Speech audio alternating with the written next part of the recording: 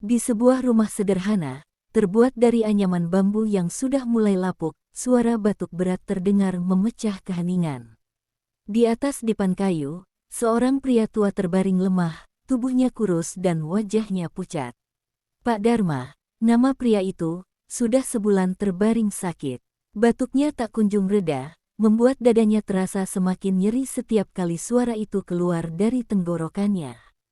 Di sampingnya, seorang gadis muda, Intan, duduk sambil memegang segelas air dan obat. Wajahnya cantik namun penuh kesedihan. Tangannya yang halus sedikit gemetar saat ia menyodorkan obat itu kepada ayahnya. "Bapak, minum dulu obatnya. Biar batuknya berkurang," katanya dengan suara lembut, meski di hatinya ia tahu, obat itu tak banyak membantu.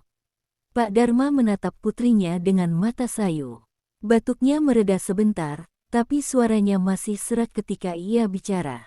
"Percuma, Nak. Bapak sudah sebulan begini, obat-obatan ini tak lagi mempan." Intan menunduk, menahan air matanya agar tak jatuh. Ia mencoba tersenyum, meski hatinya perih. Sejak ayahnya sakit, kehidupan keluarganya berubah total. Pak Dharma yang dulu menjadi tulang punggung keluarga, kini hanya bisa terbaring lemah. Sementara ibunya, Bu Dharma, harus bekerja keras di sawah, menggantikan tugas ayahnya mencari nafkah. Suara langkah kaki terdengar dari luar rumah. Pintu terbuka pelan, dan Bu Dharma muncul dengan wajah penuh kelelahan.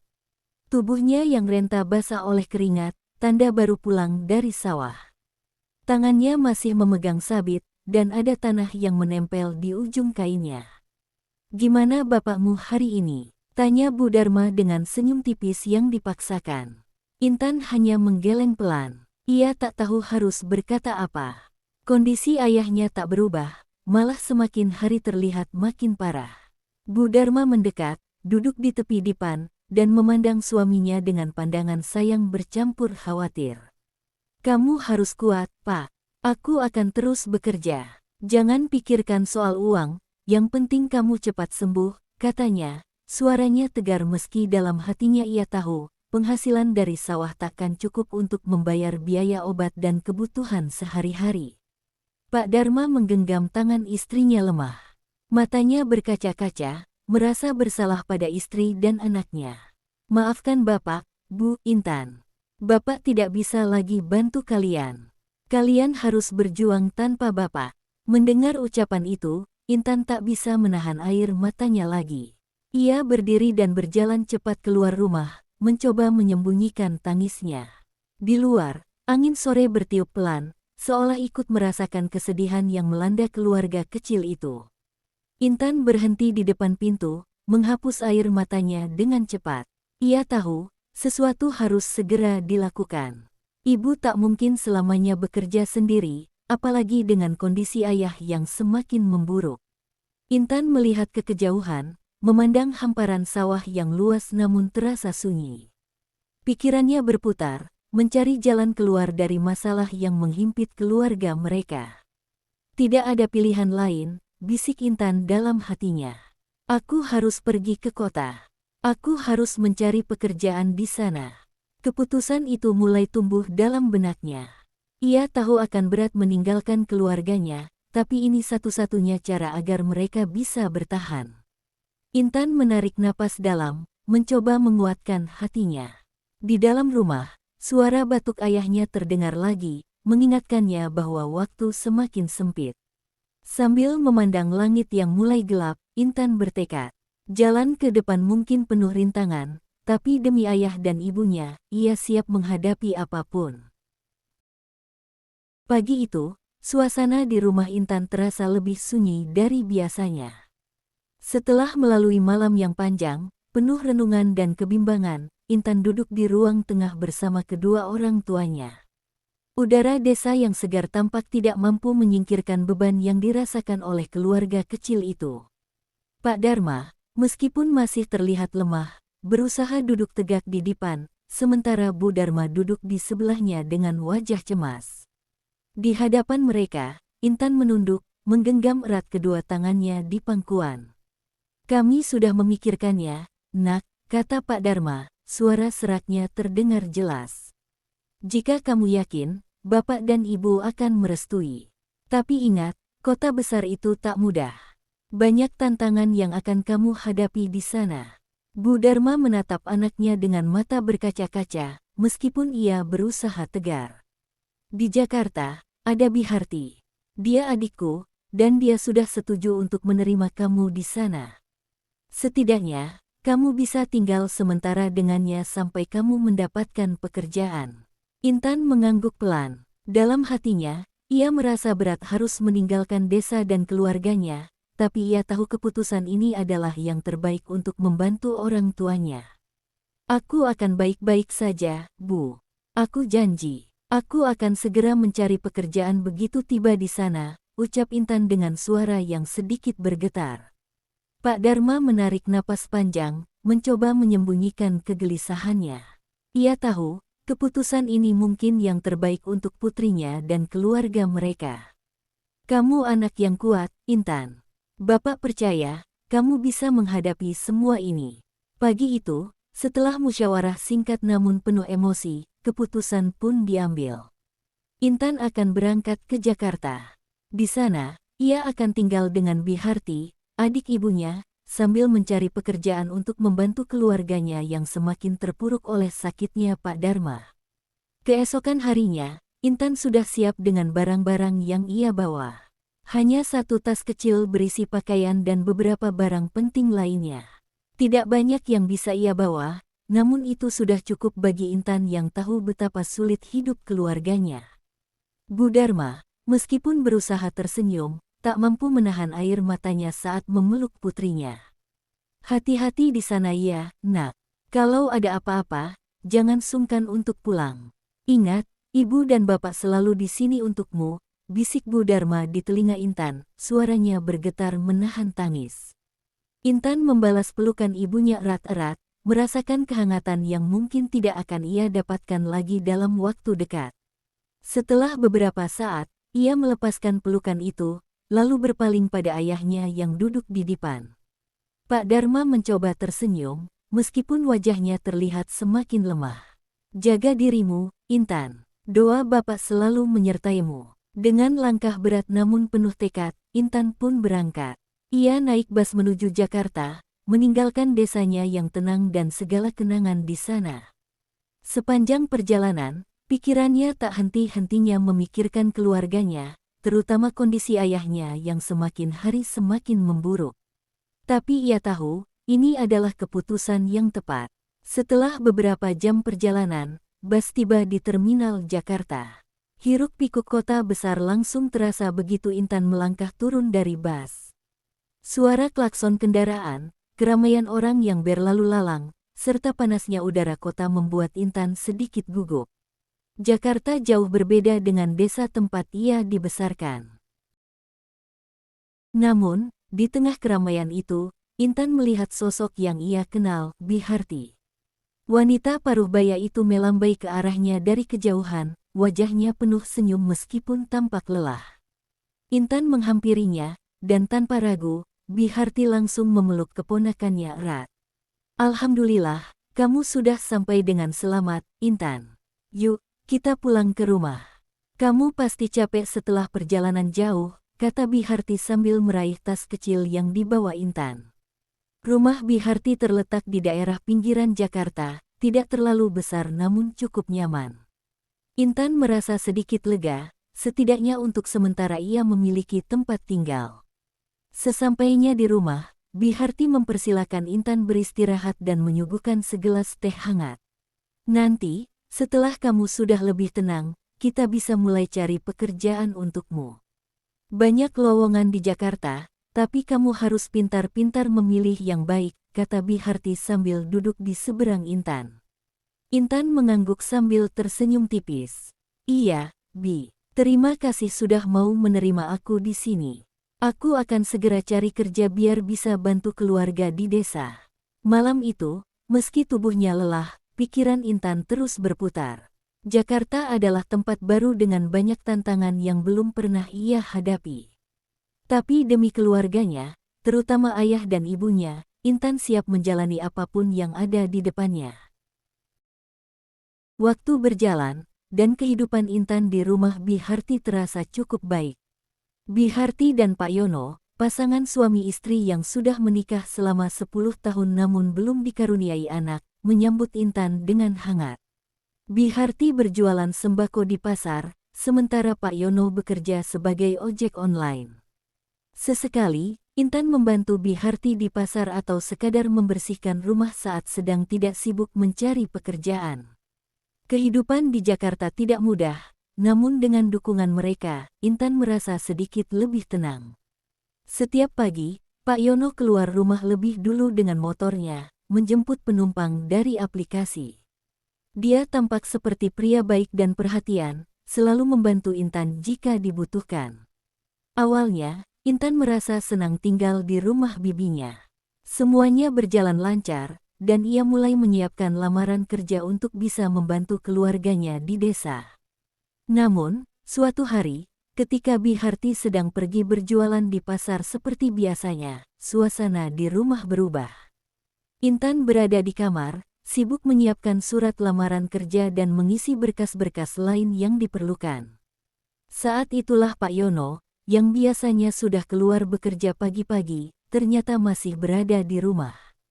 Pak Yono mendekat dengan santai, berdiri di ambang pintu kamar Intan sambil tersenyum. Awalnya, Intan tidak merasa ada yang aneh. Dia mengira Pak Yono hanya ingin mengobrol, seperti biasa. "Intan, sudah selesai berkasnya? Lagi sibuk, ya?" tanya Pak Yono dengan nada yang ramah. Intan menoleh dan tersenyum tipis. "Iya, Pak, lagi nyiapin lamaran kerja. Semoga ada yang cocok." Pak Yono duduk di kursi dekat tempat tidur, tampak seperti ingin melanjutkan percakapan. Namun, ada sesuatu dalam tatapannya yang berbeda hari itu. Matanya terus memandangi Intan, membuatnya merasa sedikit tidak nyaman. "Ngomong-ngomong, kamu makin cantik saja ya, Tan. Sudah lama Bapak perhatiin, tapi nggak berani bilang," ucap Pak Yono tiba-tiba, nadanya lebih pelan. Intan tersentak mendengar kata-kata itu. Ada sesuatu dalam cara Pak Yono berbicara yang membuatnya merasa tidak enak. Senyuman ramah yang biasa, kini terasa janggal dan asing. "Pak, maksudnya apa?" tanya Intan dengan ragu. Pak Yono mendekat, menggeser kursinya lebih dekat ke tempat Intan duduk. "Ya, kamu tahu kan, di rumah ini cuma kita bertiga. Kadang, Bapak merasa sepi. Harti sibuk terus di pasar, dan kamu sekarang di sini. Kamu cantik, Intan, dan Bapak merasa ada sesuatu antara kita." Intan terperanjat, tak percaya dengan apa yang baru saja ia dengar. Tangannya gemetar, dan perasaannya bercampur antara marah dan takut. "Pak Yono, jangan ngomong kayak gitu. Saya nggak pernah ada niat apa-apa selain bantu Biharti dan cari kerja di sini," jawab Intan, berusaha tegar meskipun hatinya mulai panik. Namun, Pak Yono semakin mendekat. Tangannya mencoba meraih bahu Intan, memaksanya untuk menatap lebih dekat. "Ayolah, Intan, Bapak cuma minta sedikit perhatian. Kita bisa buat ini rahasia, Harti nggak perlu tahu." Intan segera berdiri, menjauh dari Pak Yono dengan tubuh gemetar. "Pak, tolong jangan seperti ini. Saya bukan cewek seperti yang Bapak kira. Saya hormati Bapak sebagai suaminya Biharti. Tolong jangan ganggu saya." Tapi Pak Yono tidak peduli. Wajahnya berubah kasar, dan tangannya mulai mencoba meraih Intan lagi. Kali ini lebih berani, lebih memaksa. Intan berusaha sekuat tenaga untuk menghindar, namun ruangan yang sempit membuatnya sulit bergerak. Pak Yono terus merayu, namun saat Intan menolak, amarahnya semakin memuncak. "Sudahlah, Intan. Jangan pura-pura tidak tahu. Kamu sudah dewasa, dan aku tahu kamu butuh perlindungan di sini. Bapak bisa kasih kamu apa saja." Pak Yono mulai mengangkat suaranya, memaksa Intan untuk menyerah. Namun, Intan tetap teguh. Dengan sisa tenaga yang ia punya, ia menolak dan mendorong Pak Yono sekuat tenaga. "Jangan sentuh saya, Pak. Saya akan keluar dari rumah ini." Pak Yono, yang semakin kehilangan kendali, mulai menarik lengan Intan dengan kasar. Mereka terlibat dalam pertengkaran hebat, Intan berteriak sambil terus berusaha melepaskan diri dari cengkeraman tangan Pak Yono yang kuat. Intan tahu, ia harus segera keluar dari rumah itu sebelum sesuatu yang lebih buruk terjadi. Dengan usaha terakhir, Intan berhasil melarikan diri dari cengkeraman Pak Yono. Ia berlari keluar rumah dengan napas tersengal-sengal dan air mata yang sudah tak bisa dibendung lagi. Kaki kecilnya membawa tubuhnya menjauh, meninggalkan rumah Biharti dengan hati yang penuh ketakutan dan luka. Di luar, Intan berdiri sejenak di jalan, menahan tangis yang tak kunjung reda. Ia merasa terjebak, sendirian di kota besar yang asing, tanpa tahu harus kemana. Tapi satu hal yang pasti, ia tak bisa kembali ke rumah itu lagi. Dengan segala rasa sakit dan ketakutannya, Intan melangkah pergi, berharap bisa menemukan tempat yang aman untuk melindungi dirinya. Langkah Intan terasa berat, pikirannya berkecamuk. Ia ingin sekali mengadu kepada Biharti tentang kelakuan Pak Yono, tapi hatinya ragu. Ia takut masalah ini akan membuat keluarga bibinya hancur, dan Intan tidak ingin menjadi penyebab keributan di rumah tangga orang lain. Akhirnya, ia memilih diam dan melangkah tanpa tujuan, berjalan menjauh dari rumah itu dengan perasaan hancur. Setelah beberapa jam berjalan tanpa arah, tanpa disadari, Intan tiba di sebuah mal besar. Tempat itu ramai dengan orang-orang yang lalu lalang, suasana hiruk-pikuk kota yang sibuk. Mencoba menenangkan diri, Intan masuk ke dalam mal dan mulai berkeliling. Di tengah kebingungannya, ia teringat akan tujuannya, mencari pekerjaan. Ia berharap bisa menemukan toko atau tempat yang sedang membutuhkan karyawan. Setelah berkeliling beberapa saat, matanya tertuju pada sebuah salon modern dengan papan tulisan kecil di jendela kaca yang bertuliskan "Lowongan Karyawan". Tanpa pikir panjang, Intan mendekat. Salon itu terlihat elegan, dengan interior yang rapi dan bersih. Pelanggan di dalamnya tampak sibuk dengan berbagai perawatan, dari potong rambut hingga perawatan kecantikan. Saat Intan masuk, ia disambut oleh seorang perempuan cantik dengan penampilan modern. Rambutnya panjang dan tergerai, makeupnya sempurna, dan cara berpakaiannya mencerminkan gaya kota besar.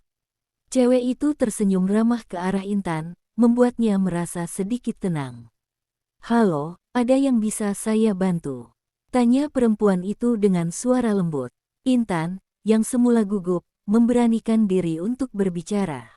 "Iya, saya lihat ada lowongan di sini. Saya sedang mencari pekerjaan, apakah masih tersedia?" Perempuan itu tersenyum lebar dan memperkenalkan diri.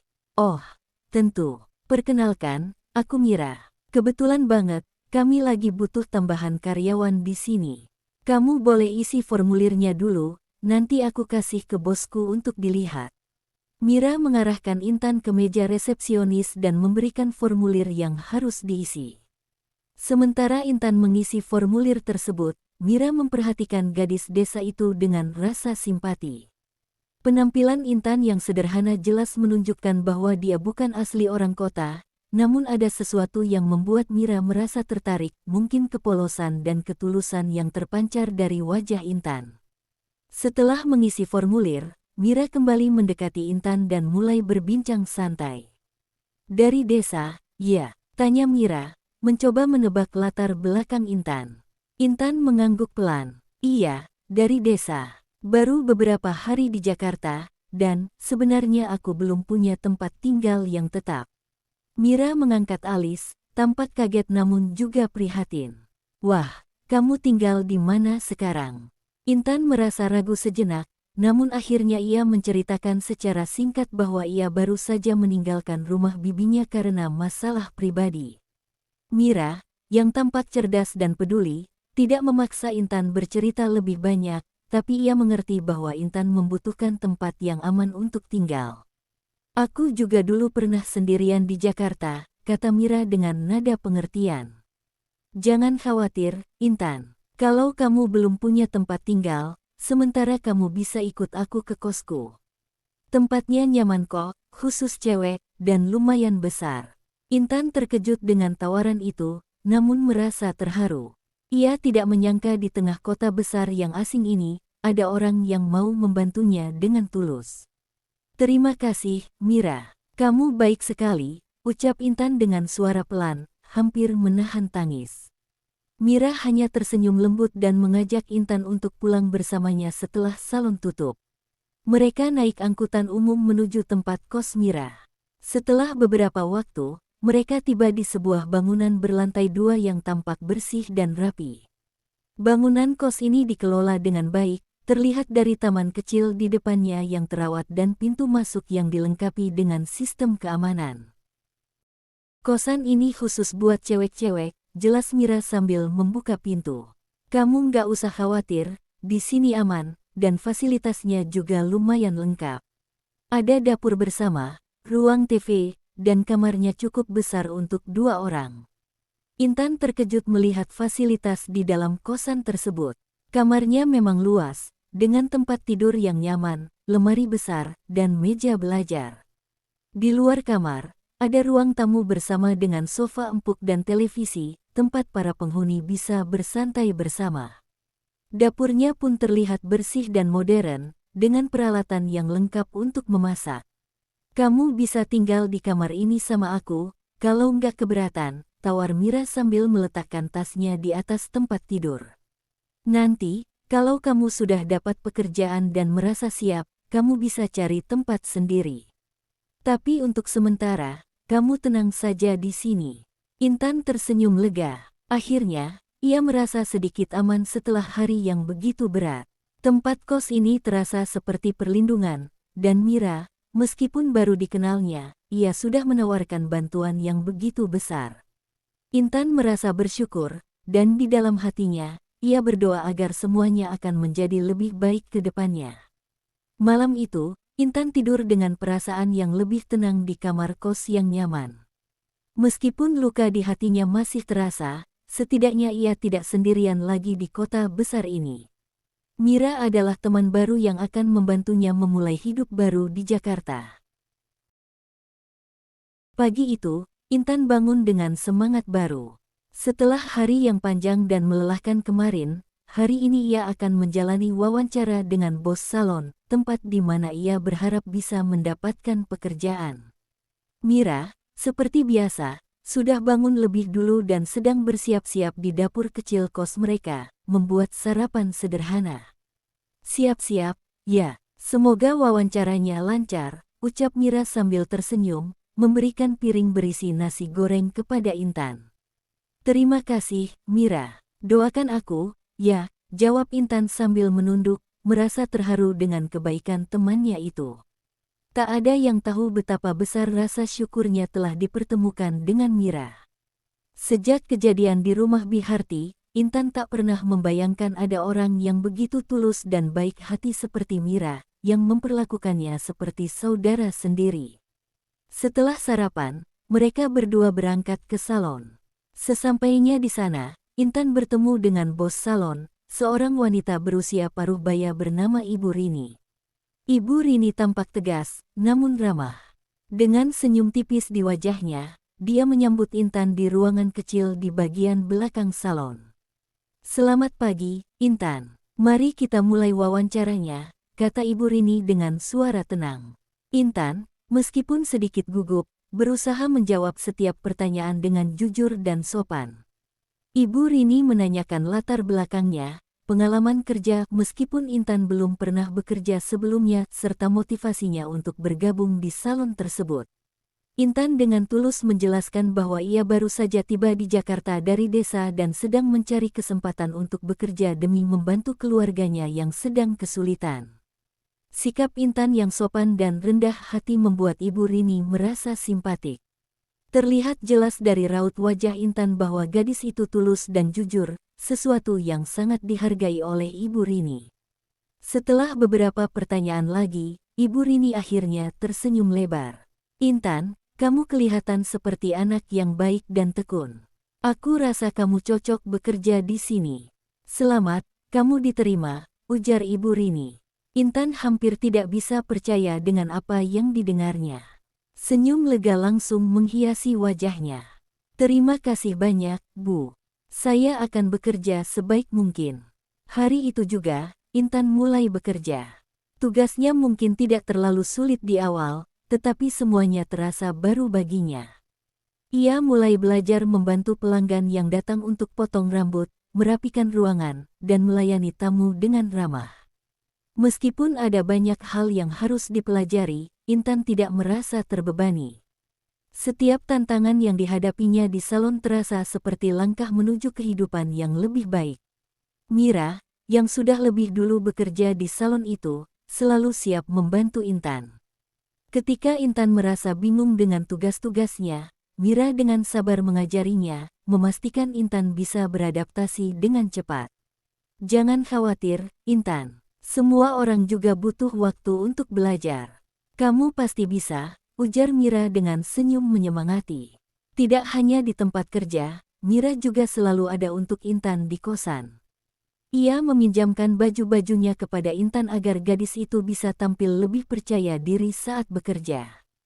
Mereka sering berbagi makanan, bahkan kadang Mira memasak lebih banyak hanya agar Intan tidak perlu membeli makan di luar. Intan merasa sangat beruntung memiliki teman seperti Mira, yang tidak hanya baik hati tetapi juga tulus dalam membantu. Seiring berjalannya waktu, kedekatan antara Intan dan Mira semakin erat. Bagi Intan, Mira bukan lagi sekadar teman. Ia adalah sosok yang dianggap seperti saudara, seseorang yang bisa diandalkan dalam keadaan sulit. Intan bersyukur, di tengah kerasnya kehidupan di Jakarta, ia menemukan orang yang begitu baik dan setia kawan. Terima kasih, Mira. Aku nggak tahu harus gimana kalau nggak ada kamu, ucap Intan suatu malam ketika mereka sedang bersantai di kosan. Mira tertawa kecil dan menepuk bahu Intan. Sudahlah, Intan. Kita kan sama-sama cewek di perantauan, harus saling bantu. Lagian, aku senang bisa membantu kamu. Kamu sudah seperti adik buatku. Kehangatan persahabatan mereka membuat hari-hari Intan di Jakarta terasa lebih ringan. Meskipun ia masih menghadapi banyak tantangan, baik di pekerjaan maupun dalam mencari kehidupan yang lebih baik, Intan tahu bahwa selama ada Mira di sampingnya, ia tidak akan merasa sendirian. Bersama-sama, mereka menjalani hari-hari dengan tawa dan harapan, di tengah kerasnya kota yang tak pernah tidur. Beberapa minggu berlalu sejak Intan mulai bekerja di salon dan tinggal bersama Mira di kosan. Kehidupannya perlahan mulai membaik. Pekerjaannya di salon semakin lancar, dan Intan merasa lebih percaya diri. Namun, ada satu hal yang terus membuatnya penasaran, kehidupan Mira. Sejak awal, Intan sudah merasa heran dengan kebiasaan Mira yang sering keluar malam dan pulang saat subuh. Mira juga selalu terlihat memiliki uang lebih, sering membelikan Intan makanan, baju, dan barang-barang lainnya. Seolah-olah uang Mira tak pernah habis. Padahal, mereka sama-sama bekerja di salon, dan gaji mereka tentu tidaklah besar. Pernah suatu malam, saat Intan bertanya secara langsung, Mira hanya tersenyum tipis dan menjawab dengan santai, "Biasa, Intan. Ada urusan pribadi yang harus aku selesaikan. Jangan khawatir, semua baik-baik saja." Jawaban Mira selalu singkat dan seolah menghindari pembahasan lebih lanjut. Intan pun berusaha untuk tidak memikirkan hal tersebut. Bagaimanapun, Mira selalu baik kepadanya, dan Intan sangat berterima kasih atas semua bantuan yang diberikan oleh Mira. Tapi rasa penasaran tetap menghantui pikirannya. Hingga pada suatu malam, rasa ingin tahu Intan memuncak. Ketika Mira bersiap untuk keluar seperti biasa, Intan memutuskan untuk mengikutinya. Tanpa sepengetahuan Mira, Intan keluar pelan-pelan dari kos dan membuntutinya dari kejauhan. Malam itu, Intan melihat sesuatu yang membuat jantungnya berdebar kencang. Di ujung jalan, Mira bertemu dengan seorang pria paruhbaya yang berpenampilan rapi. Pria itu terlihat mengenakan setelan jas mahal, lengkap dengan jam tangan mengkilap yang menyilaukan mata. Mereka berbicara sebentar di depan sebuah mobil mewah berwarna hitam. Tak lama kemudian, Mira masuk ke dalam mobil itu bersama pria tersebut, dan mobil itu melaju pergi dengan cepat. Intan berdiri terdiam di tempat, matanya tak lepas dari mobil yang menghilang di kejauhan. Siapa pria itu? Apa hubungannya dengan Mira? pikirnya. Perasaan aneh mulai merayap di dalam hati Intan. Ia tidak bisa menahan rasa curiganya. Apakah Mira terlibat dengan pria itu? Apakah dia simpanan dari om-om kaya? Meskipun pikiran itu menghantui Intan, dia mencoba menepisnya. Bagaimanapun, Mira selama ini selalu memperlakukannya dengan sangat baik. Ia adalah satu-satunya orang yang benar-benar peduli dan membantu Intan selama berada di Jakarta. Namun, melihat kenyataan di depan matanya, Intan tidak bisa sepenuhnya mengabaikan kecurigaannya. Ya sudahlah, mungkin Mira memang punya urusan lain, gumam Intan, mencoba berpikir positif. Ia memutuskan untuk pulang ke kosan dan menunggu Mira kembali. Saat subuh, Mira pulang seperti biasa. Kali ini, Intan merasa tidak nyaman berada di dalam kamar yang sama. Ia ingin sekali bertanya lebih lanjut, tetapi tidak ingin mengganggu hubungan baik mereka. Intan pun memutuskan untuk tetap bersikap seperti biasa, berusaha menutupi rasa penasarannya. Biar bagaimanapun, Mira selalu memperlakukannya dengan baik dan tidak pernah menyusahkan. Namun, di dalam hatinya, Intan tahu bahwa ada sesuatu yang disembunyikan oleh Mira. Sesuatu yang tidak dia pahami, tetapi mengubah pandangannya tentang kehidupan sahabatnya itu. Hari itu, Intan baru saja selesai bekerja di salon ketika ponselnya berdering. Suara ibunya terdengar panik di ujung telepon, membuat hati Intan langsung berdebar. Intan, bapakmu masuk rumah sakit. Dia harus dioperasi secepatnya, tapi biayanya sangat besar. Ibu tidak tahu harus cari uang dari mana, ucap ibunya dengan nada penuh kecemasan. Intan terdiam. Berita itu menghantamnya seperti petir di siang bolong. Bapaknya sudah lama sakit, dan sekarang kondisinya semakin parah. Intan tahu bahwa ini adalah situasi yang mendesak, namun penghasilannya dari salon tidak cukup untuk menutupi biaya operasi yang dibutuhkan. Sesampainya di kosan, Intan merasa sangat sedih dan bingung. Ia duduk di sudut kamar, menunduk dalam kesunyian. Air mata mulai menetes tanpa ia sadari. Mira, yang baru saja pulang dari kegiatannya, melihat kesedihan yang terpancar jelas di wajah Intan. Intan, ada apa? Kamu kelihatan sangat sedih, tanya Mira dengan nada khawatir. Awalnya, Intan hanya menggelengkan kepala, mencoba menyembunyikan kesedihannya.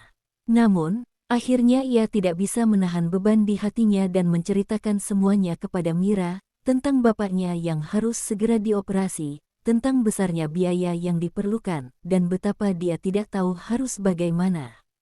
Mira mendengarkan dengan seksama, tatapannya lembut. Aku mengerti, Intan. Aku juga pernah mengalami situasi yang sama dulu, kata Mira dengan suara yang tenang. Intan mengangkat wajahnya, matanya yang sembab menatap Mira. Tapi aku tidak punya pilihan, Mira. Aku tidak tahu harus cari uang dari mana. Gaji di salon tidak cukup. Mira terdiam sejenak, seolah berpikir keras.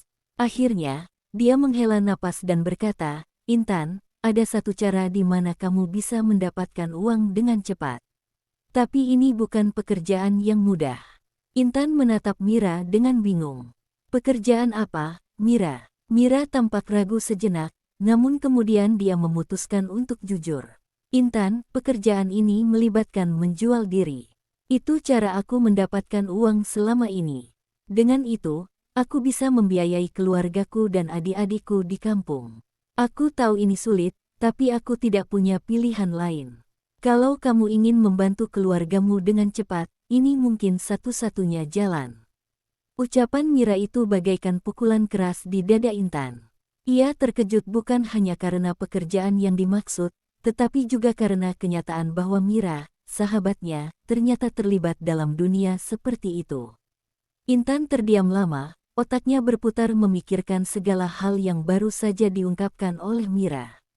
Tapi, Mira itu kan. Intan tak bisa melanjutkan kalimatnya, kata-kata terasa menggantung di bibirnya. Ia merasa bingung, hatinya bertentangan hebat. Di satu sisi, ia sangat membutuhkan uang untuk menyelamatkan nyawa bapaknya. Di sisi lain, harga dirinya menjerit, tidak bisa membayangkan dirinya terlibat dalam pekerjaan seperti itu. Mira tersenyum pahit. Aku tahu, Intan. Aku tahu ini berat. Tidak ada yang mau menjalani kehidupan seperti ini, tapi kadang-kadang kita tidak punya pilihan lain. Aku pun awalnya tidak ingin, tapi demi keluargaku, aku terpaksa melakukannya. Kata-kata Mira membuat Intan semakin bingung. Ia mulai memikirkan keluarganya di desa. Bapaknya yang sedang terbaring sakit, ibunya yang bekerja keras di sawah, dan semua tanggung jawab yang ada di pundaknya sebagai anak sulung. Ia juga memikirkan kehidupan yang selama ini ia jalani di Jakarta, jauh dari keluarga, berjuang mencari penghasilan demi membantu mereka.